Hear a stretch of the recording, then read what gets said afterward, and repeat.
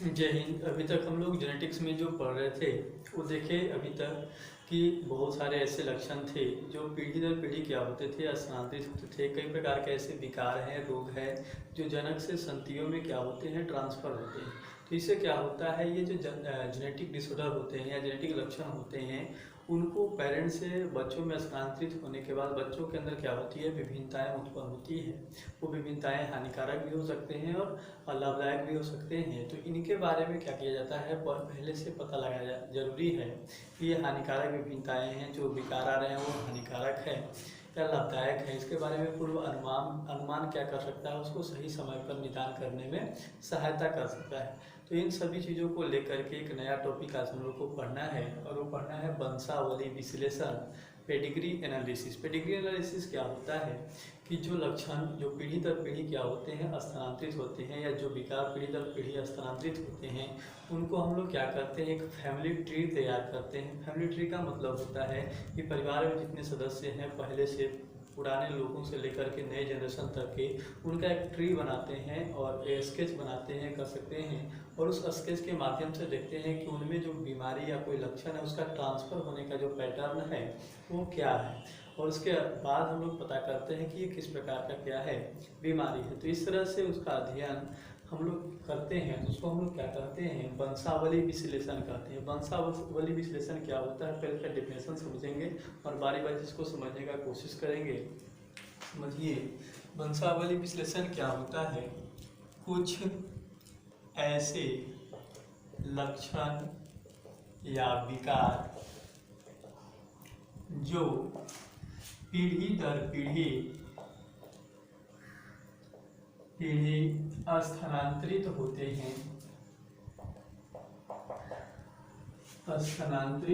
हैं, उनका रेखा चित्र द्वारा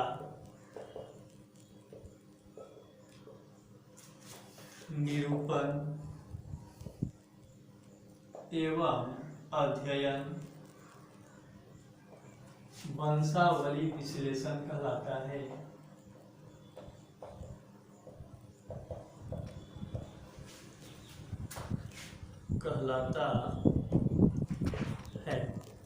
कह रहा है कि कुछ ऐसे लक्षण या विकार जो पीढ़ी दर पीढ़ी क्या होते रहते हैं, स्थानांतरित होते रहते हैं, उनको हम लोग रेखा चित्र के माध्यम से फैमिली ट्री तैयार करते हैं।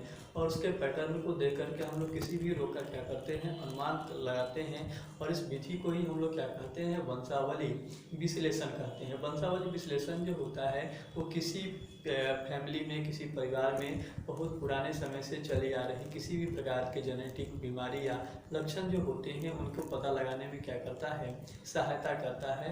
और उसके निदान में भी ये हेल्पफुल होता है। तो इसको हम लोग समझेंगे।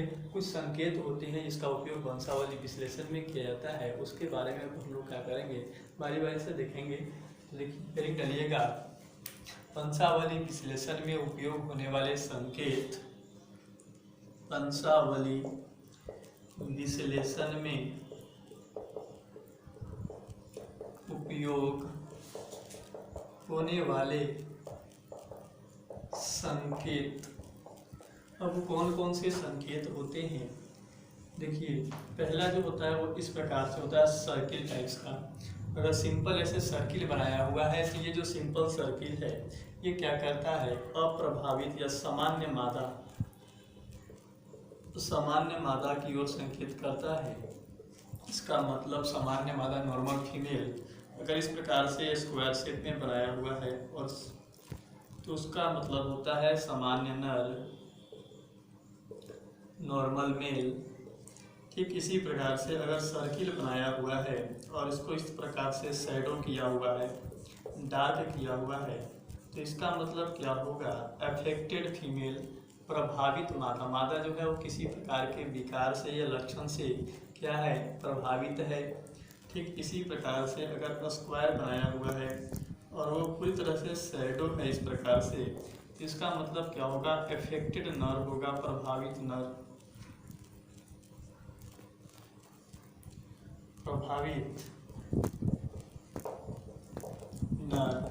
Affected mail. अगर ये सर्कल बना करके उसमें आधे भाग को क्या किया हुआ है, शैडो किया हुआ है, आधा भाग ऐसे ही है, इसका मतलब होता है हेट्रोजाइगस फीमेल, विषम युग्मजी मादा, विषम युग्मजी मादा। ठीक इसी प्रकार से अगर स्क्वायर को आधा शैडो किया हुआ है, इसका मतलब होगा विषम युग्मजी नर। अगर इस प्रकार से सर्कल बना करके उसमें इस प्रकार से डॉट्स बीच में दिया हुआ है, इसका मतलब होता है कैरियर, वाहक मादा। इसके बाद अगर देखा जाए तो इस प्रकार से ऐसे किया हुआ है, ऐसे बनाया हुआ है, इसका मतलब होता है लिंग अज्ञात या सेक्स अनस्पेसिफाइड, जो लिंग होता है उसके बारे में जानकारी नहीं है। अगर इसी प्रकार से बॉक्स बना करके और उसमें कुछ नंबर लिखा हुआ है 1 2 3 4 5, कुछ भी नंबर लिखा हुआ है, तो इसका मतलब है कि किसी जनक के 5 संतति हैं और पांचों में किसी प्रकार का कोई विकार मौजूद नहीं है। इसका मतलब होगा 5 अप्रभावित, यानी कि अप्रभावित है बच्चे। इस प्रकार से अगर नेक्स्ट देखा जाए, ऐसे लाइन खींच के नीचे इस प्रकार से पेंडुलम जैसा बनाया हुआ है, इसका मतलब होता है एबॉर्शन। इसके बाद अगर देखा जाए नेक्स्ट, ये मादा का सिंबल है, ये नर का सिंबल है और उनके बीच में एक लाइन खींचा हुआ है, तो इसको मैरिज बोला जाता है। मैरिज का ये साइन है।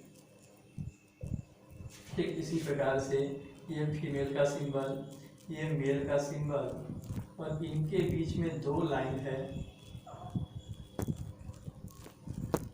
इस प्रकार से इसका मतलब होता है मैरिज जो हुआ है वो क्लोज रिलेटिव के बीच में हुआ है, तो ये कहते हैं marriage between close relative, marriage between close relative. तो ये कुछ सिंबल हैं, अभी और कुछ सिंबल बचे हुए हैं उसको भी लिखवाएंगे। पहले आप इसको क्या करिए, नोट करिए। नेक्स्ट सिंबल है, अगर इस प्रकार से सिंबल बनाए हुए हैं, इस प्रकार से या इस प्रकार से बनाए हुए हैं, तो इसका मतलब होता है मोनोजाइगोटिक ट्विंस। मोनोजाइगोटिक ट्विंस का मतलब होता है कि ऐसे जुड़वा बच्चे जिनका विकास एक ही युग्मनज से हुआ है, ऐसे जुड़वा बच्चों को हम क्या बोलते हैं, मोनोजाइगोटिक ट्विंस बोलते हैं। ठीक इसी प्रकार से दूसरा सिंबल अगर इस प्रकार से दिया हुआ है, ये फीमेल का सिंबल, ये मेल का सिंबल, एक ही में दोनों है, इसका मतलब होगा dizygotic twins. Dizygotic twins. Next symbol अगर देखा जाए तो इस प्रकार से अगर बनाया हुआ है, ये फीमेल, ये मेल, यहाँ पर इस प्रकार से मान लेते हैं बनाया हुआ है, कुछ भी हो, तो ये जो है ये इसके पेरेंट्स हैं और ये F1 पीढ़ी या किसी भी पीढ़ी के क्या हैं, ऑफस्प्रिंग है या संतति हैं। नेक्स्ट जो सिंबल आता है वो कुछ इस प्रकार से होता है, अगर इस प्रकार से है, सर्किल बनाया हुआ है या इस प्रकार से और इनके बीच में क्रॉस साइन है, एक भी साइन हो सकता है और 2 भी साइन हो सकता है। इस प्रकार से अगर क्रॉस साइन बनाया हुआ है, इसका मतलब है कि इनका क्या हो गया है, डेथ हो गया है, डेथ ऑफ इंडिविजुअल, ये डेथ का साइन होता है। तो ये सब के सब सिंबल जो हैं वो आपको याद रखने हैं। एक सिंबल जो आपके एग्जाम में पूछा है वो अभी यहाँ पर दिखा देते हैं, पहले लिखवा चुके हैं उस समय। इस तरह से जो बॉक्स बनाकर उसमें 5 लिखे थे, ये क्वेश्चन पूछा था कि ये किसका सिंबल है और ये किसका होता है। 5 अप्रभावित बच्चे का सिंबल है। 7 रहेगा तो 7 अप्रभावित बच्चे रहेंगे, 3 रहेगा तो 3 अप्रभावित बच्चे रहेंगे, ये ध्यान रखिएगा। ये क्वेश्चन आपके एग्जाम में आया हुआ है। तो ये है कुछ वंशावली विश्लेषण में उपयोग होने वाले संकेत, और इन्हीं संकेतों का उपयोग करके हम लोग वंशावली विश्लेषण करते हैं और किसी भी परिवार में चलने वाले, पीढ़ी दर पीढ़ी चलने वाले अनुवांशिक विकारों का पता लगाते हैं। तो इनको भी नोट कर लें, इसके बाद उसको हम लोग देखते हैं उसको और क्या क्या कैसे कर सकते हैं। अब ये जो पेडिग्री सोल्व किया जाता है उसको सोल्व करने का कई तरीका होता है। तो पहले हम लोग को वंशागति कैसे होती है उसके बारे में शॉर्ट में हम लोग को जानकारी होना चाहिए।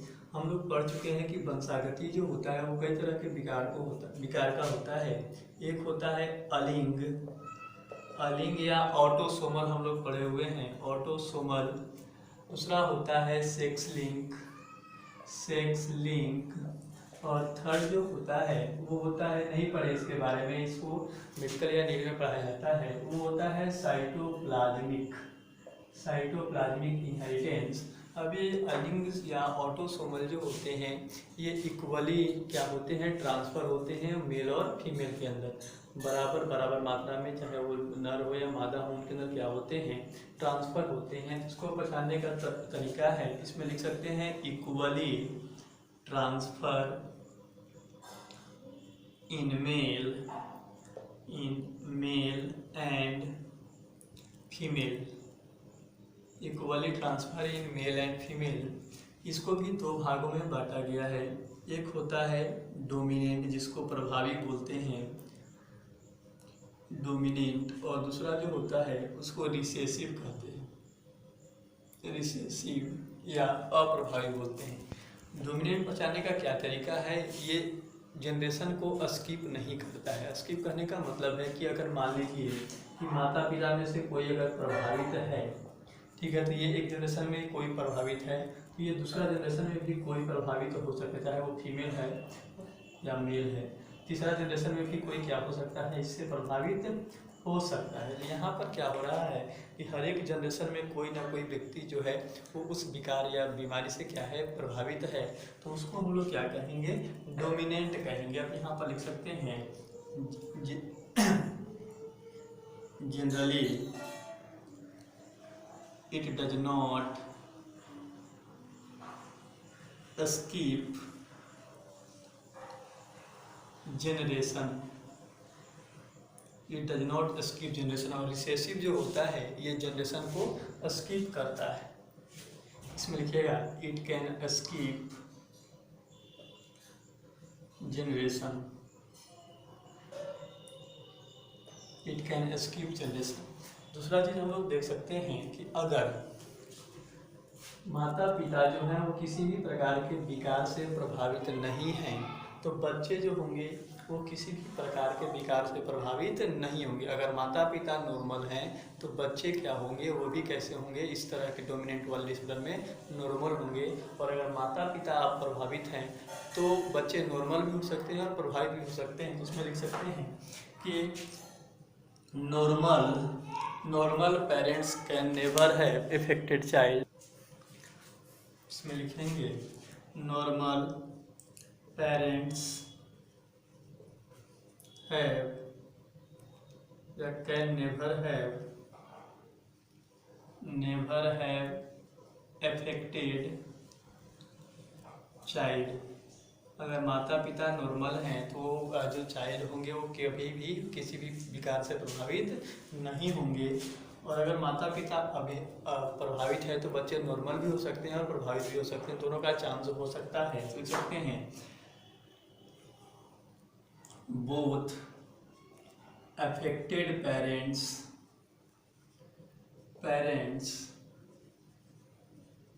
Can have normal child. पहला केस था कि अगर माता पिता नॉर्मल है तो बच्चे अफेक्टेड कभी नहीं हो सकते। दूसरा है कि अगर माता पिता अफेक्टेड है तो एक दो बच्चे ऐसे होंगे जो क्या हैं, जो जिनमें वो विकार नहीं आया है, और एक दो ऐसे भी हो सकते हैं जिनमें वो विकार आया हुआ है। तो ये था डोमिनेंट को पहचानने का तरीका, अलिंग ऑटोसोमल डोमिनेंट को पहचानने का तरीका। रिसेसिव को पहचानने का तरीका पहला क्या था कि ये जनरली जनरेशन को स्किप करता है। अगर माता पिता में नहीं है तो यहाँ पर बच्चे में हो सकता है, ठीक है। तो यहाँ एक जनरेशन में नहीं, दूसरा जनरेशन में है, और तीसरा जनरेशन में भी है, चौथा जनरेशन में मान लेते हैं कि नहीं होगा। तो इस प्रकार से जनरेशन को क्या करते रहता है, स्किप करता है। जिसको पहचानने का पहला तरीका यही होता है। दूसरा इसमें क्या हो सकता है कि बोथ नॉर्मल पेरेंट जो होते हैं उनके पास अफेक्टेड चाइल्ड होने का संभावना होता है। लिख सकते हैं both normal parents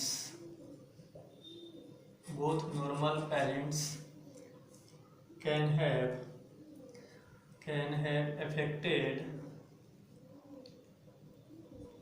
affected child। अगर पेरेंट्स नॉर्मल है तो चाइल्ड क्या है, अफेक्टेड हो सकते हैं। और एक और लिख सकते हैं both affected parents can never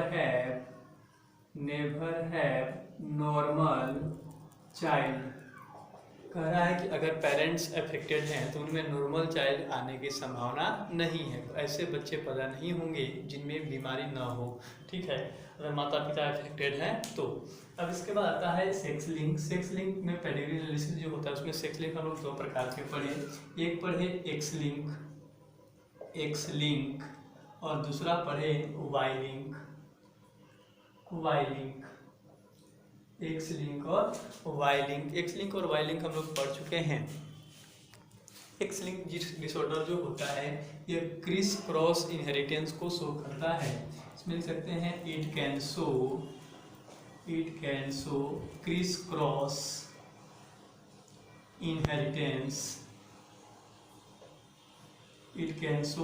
cross inheritance. जबकि वाई लिंक जो होता है, क्रिस क्रॉस का इनहेरिटेंस का मतलब है कि मदर से पुत्र के द्वारा अगले पीढ़ी में ट्रांसफर होगा और फादर से पुत्री के द्वारा अगले पीढ़ी में ट्रांसफर होगा। तो इस प्रकार के ट्रांसफर को हम लोग क्या बोलते हैं, क्रिस क्रॉस इनहेरिटेंस बोलते हैं। और ये कौन से कैरेक्टर शो करते हैं, एक्स लिंक कैरेक्टर शो करते हैं। वाई लिंक कैरेक्टर जो होता है वो वाई क्रोमोसोम के ऊपर आधारित होता है, और वाई क्रोमोसोम जो होता है वो मेल में होता है। तो इसलिए ये जो वाई लिंक डिसऑर्डर होते हैं वो सिर्फ मेल टू मेल क्या होते हैं, ट्रांसफर। अगर मेल इफेक्टेड है, दूसरा पीढ़ी में मेल इफेक्टेड है, तीसरा पीढ़ी में सिर्फ मेल इफेक्टेड है, तो इसका मतलब वो जो डिसऑर्डर होगा वो कौन सा डिसऑर्डर होगा, वाई लिंक डिसऑर्डर होगा। तो इसका जो ट्रांसफर प्रक्रिया होता है ये सिर्फ क्या होता है, मेल टू मेल ट्रांसफर होता है। और मेल टू मेल जब कोई लक्षण ट्रांसफर होता है उसको हम लोग पढ़ चुके हैं, क्या कहते हैं, होलोएंड्रिक कहते हैं, होलोएंड्रिक। और साइटोप्लाज्मिक जो होता है उसको पहचानना है, ये जो ट्रांसफॉर्मेशन होता है वो मैटरनल होता है, मैटरनल। ये कुछ तरीका होते हैं जिनको याद करके पेडिग्री को सोल्व किया जाता है। इसके बाद दो पेडिग्री का डायग्राम दिया हुआ है आपकी किताब में, उसको बनाते हैं और उसको सोल्व करने की कोशिश करते हैं। इसको आप क्या करिए, पहले नोट करिए। अब यहाँ पर दो पेडिग्री का डायग्राम दिया हुआ है और इसको पहचानना है कि ये ऑटोसोमल है, एक्स लिंक है, ऑटोसोमल डोमिनेंट है, रिसेसिव है, वाई लिंक है या साइटोप्लाज्मिक है। जनरली हम लोग ऑटोसोमल और एक्स लिंक को पहचानने का कोशिश करेंगे। तो पहला तो नियम ये कहता है ऑटोसोमल में कि इसमें क्या होता है, मेल और फीमेल में इक्वली ट्रांसफ़र होता है। जैसे यहाँ पर फीमेल प्रभावित है तो मेल में भी ट्रांसफ़र हुआ है, फीमेल में भी प्रभावित हुआ है, पर ट्रांसफ़र हुआ है। यहाँ पर भी अगर देख सकते हैं तो यहाँ पर मेल और फीमेल दोनों में ट्रांसफ़र हो रहा है। तो इसका मतलब ये दोनों जो हैं वो कैसे हुए, ऑटोसोमल हुए, अलिंगी क्या बोलते हैं उसको, डिसऑर्डर हुए, ऑटोसोमल डिसऑर्डर हुए। एक्स लिंक और सेक्स लिंक अपने ये नहीं रहे। अब ऑटोसोमल अगर पता चल गया हमको तो आगे बढ़ना है कि ये प्रभावी है कि अप्रभावी है। तो प्रभावी पहचानने का पहला नियम लिखवाए हैं कि generally it does not skip generation. जो प्रभावी होता है वो जनरेशन स्किप नहीं करता है, सभी जनरेशन में मौजूद होता है। देखिए इस जनरेशन में भी यहाँ पर प्रभावित है, इस जनरेशन में देखा जाए तो भी यहाँ पर और यहाँ पर क्या है, प्रभावित है। नीचे वाले जनरेशन में भी देखा जाए तो यहाँ पर क्या है, प्रभावी हैं। इसको हम लोग क्या कहेंगे कि ये जो विकार है ये कैसा है, ऑटोसोमल। ऑटोसोमल क्यों है, क्योंकि मेल और फीमेल दोनों में इक्वली ट्रांसफर हो रहा है। अगर वहाँ से ऑटोसोमल समझ में नहीं आ रहा है तो फिर देख लेंगे कि ये जनरली जनरेशन को स्किप कर रहा है कि नहीं कर रहा है। तो ये जनरेशन को स्किप नहीं कर रहा है, सभी पीढ़ी में बराबर बराबर आ रहा है, तो इसको हम लोग क्या कहेंगे, ऑटोसोमल। ऑटोसोमल ऑटोसोमल तो ये क्लियर है, ऑटोसोमल प्रभावी है कि अप्रभावी। तो प्रभावी के लिए इसमें क्या होता है, डू नॉट स्किप जनरेशन। साथ ही साथ ये बताए थे कि अगर पेरेंट्स इफेक्टेड हैं तो बच्चे नॉर्मल हो सकते हैं। अगर इफेक्टेड पेरेंट्स है तो बच्चे नॉर्मल हो सकते हैं, ठीक है ना। और अगर पेरेंट्स नॉर्मल है तो बच्चे अफेक्टेड नहीं हो सकते हैं। इसका मतलब पेरेंट्स अफेक्टेड है तो बच्चे नॉर्मल है, अर्थात ये कैसा हुआ, प्रभावी हुआ। तो इसको बोल सकते हैं ऑटोसोमल डोमिनेंट या ऑटोसोमल प्रभावी विकार, ठीक है। इसके बाद नेक्स्ट आता है या सिकल सेल एनीमिया। देखिए ये स्किप कर रहा है जनरेशन को। ऑटोसोमल तो बताया इक्वली मेल और फीमेल में ट्रांसफर हो रहा है, तो ये हुआ ऑटोसोमल। और प्रभावी है कि अप्रभावी, इसको पहचानने का तरीका है कि देखिए इस जनरेशन में नहीं है, फिर यहाँ पर इस जनरेशन में नहीं है, यहाँ पर इस जनरेशन में है, फिर यहाँ पर इस जनरेशन में है, फिर आगे मान लीजिए कि इस जनरेशन में नहीं होगा। तो ये एक जनरेशन में है, दूसरे जनरेशन में नहीं आ रहा है, या 2-3 जनरेशन के बाद आ रहा है। तो इस तरह के विकार जो होते हैं, जो जनरेशन को स्किप करते हैं, ऐसे विकार को हम लोग क्या बोलते हैं, ऑटोसोमल अप्रभावी बोलते हैं। तो सिकल सेल एनीमिया जो होता है कैसा होता है, ऑटोसोमल अप्रभावी विकार, और ये जो था वो प्रभावी विकार था। तो ये दो ही जो हैं पेडिग्री जो आपके एनसीईआरटी में दी हुई थी, इस तरह से डायग्राम बना करके, तो इसको ऐसे ही याद कर लेना है, सिर्फ डायग्राम के नीचे वाला डिजीज का नाम कि ये किसका है। जब भी एग्जाम में बोर्ड में तो ऐसे आता नहीं है, और मेडिकल में आता है ये, तो कुछ कभी कभी अपने से सोल्व करने के लिए आता है। तो उसको सोल्व करने के लिए क्या होता है, हम लोग जीनोटाइप रख करके क्या करते हैं, सोल्व करते हैं।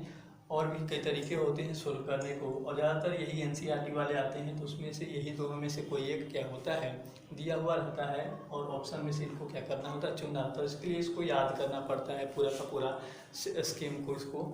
तो ये दोनों है, नोट कर लीजिए। नहीं समझ में आया हुआ तो इसको ज़्यादा जो बनाए हैं हम संरक्षण लिखवाए हैं उसके आधार पर इसको समझने का कोशिश करिएगा। और फिर भी नहीं आता है तो इसको क्या कर लेना है, ज़्यादा समझने पर जोर नहीं डालना है, बोर्ड में नहीं आता है, इसको नोट कर लीजिए।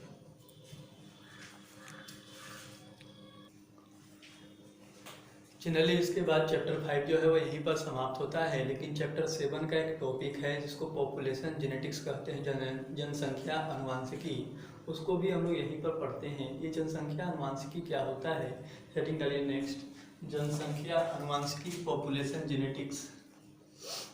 जनसंख्या अनुवांशिकी पॉपुलेशन जेनेटिक्स। ये पॉपुलेशन जेनेटिक्स क्या होता है, जनसंख्या स्तर पर हम लोग क्या करते हैं, जब अनुवांशिकी का अध्ययन करते हैं तो उसको हम लोग जनसंख्या अनुवांशिकी कहेंगे।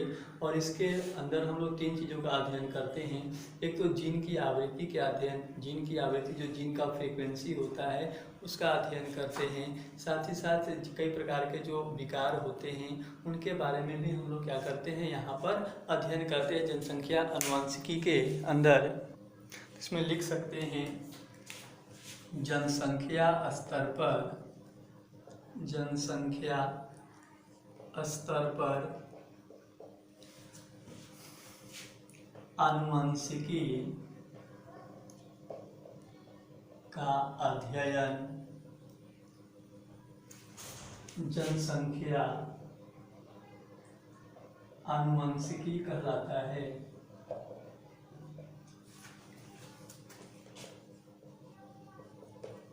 कहलाता है।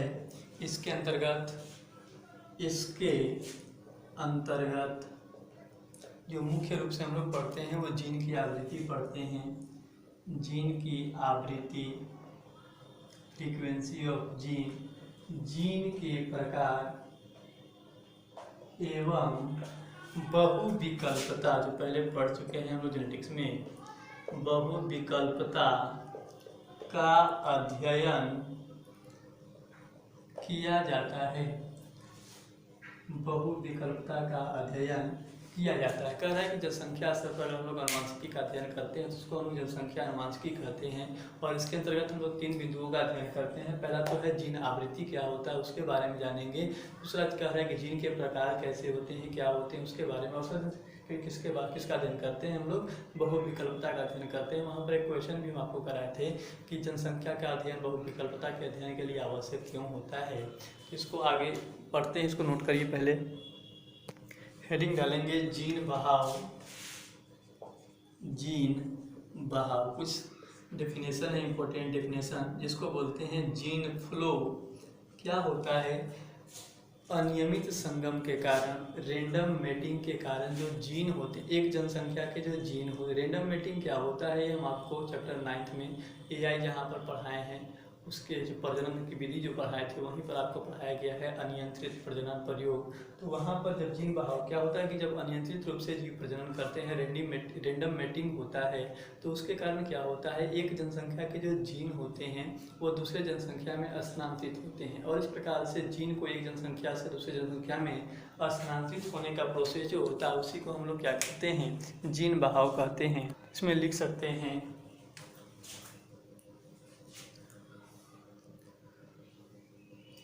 स्थानांतरण। स्थानांतरण का मतलब होता है माइग्रेशन, ठीक है। स्थानांतरित तरह से कोई जीव एक स्थान से छोड़कर दूसरे स्थान पर रहने लगता है। स्थानांतरण या अनियमित संगम के कारण एक जनसंख्या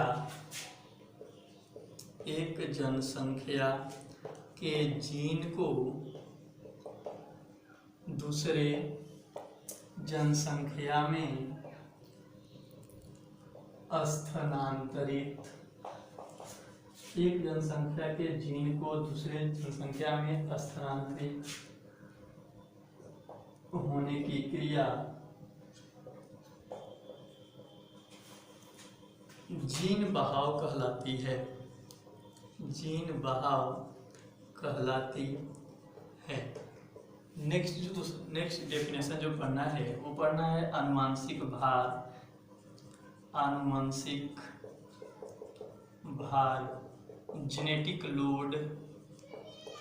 जेनेटिक लोड ये क्या होता है, जनरली हम लोग देख चुके हैं पहले कि 2 एलील जो होते हैं वो जुड़ों में मौजूद होते हैं और उनमें से एक एलील जो होता है उसका लक्षण दिखाई देता है, उसको प्रभावी एलील कहते हैं। और एक एलील ऐसा होता है जो इसका लक्षण दिखाई नहीं देता, उसको अप्रभावी एलील कहते हैं। तो ये अप्रभावी जीन जो होता है वो किसी भी जनसंख्या में क्या होते हैं, विषम युग्मजीय अवस्था में मौजूद होते हैं, डोमिनेंट जीन के साथ साथ मौजूद होते हैं। तो किसी भी जनसंख्या में उपस्थित जो अप्रभावी एलील होते हैं उनको विषम युग्मजीय अवस्था में उपस्थित होना ही क्या कहलाता है, जेनेटिक लोड कहलाता है, आनुवंशिक भार कहलाता है। लिख सकते हैं किसी जनसंख्या में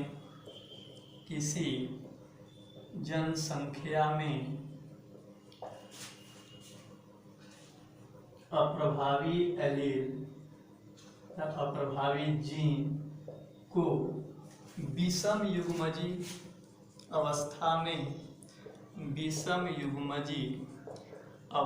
में उपस्थित होना, विषम युग्मजीय अवस्था में उपस्थित होना आनुवंशिक भार कहलाता है। आनुवंशिक भार कहलाता है। दोनों को नोट करिए। इसके बाद आगे 1-2 और है उसको पढ़ते हैं। नेक्स्ट आता है जीन आवृत्ति। जीन आवृत्ति या जीन फ्रीक्वेंसी। ये क्या होता है, किसी जनसंख्या में बहुत प्रकार के जीन होते हैं और अलग अलग प्रकार के लक्षण को क्या करते हैं, कंट्रोल करते हैं। तो उनमें से किसी एक जीन की मात्रा कितनी है, संपूर्ण जीन की जो जनसंख्या है उसमें उपस्थित जीन जो है उसमें एक प्रकार के जो एलील होते हैं या जीन होते हैं उनकी मात्रा को ही हम लोग क्या करते हैं, जीन फ्रीक्वेंसी कहते हैं। इसमें लिख सकते हैं जनसंख्या में उपस्थित या किसी जनसंख्या में